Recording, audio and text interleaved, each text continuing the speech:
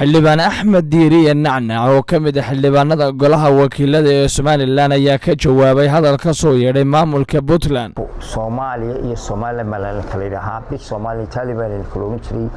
ama aan farmaajo la shirno ama aan cid kale la shirno Puntland waxa weyn waa gobol ka mid ah Soomaaliya ka mid ah waxay nagu soo jirsan kartaa ma jirto annaka Somaliland ma la yiraahdo waxaas hadii ay joojin weydo iyada ka shaqeyn doonto raxmo ku xiran hebel baa ka shaqeyn Puntland ba ka shaqeyn garow ka qaxi doonta maal hadaa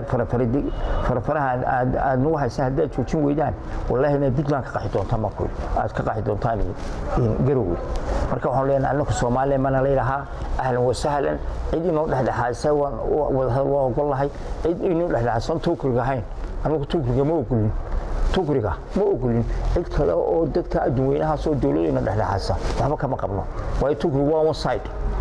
intaas oo mashruuc ka fuliya intaas waxba ka fuliya wali wadayar oo hal kiiloomitir loo fuliyo iyakana muusoo ka dhigay muusaan laba deegaanka noqotay soo ka dhigay waad aragtay si qurux ka dhigay marka maxuu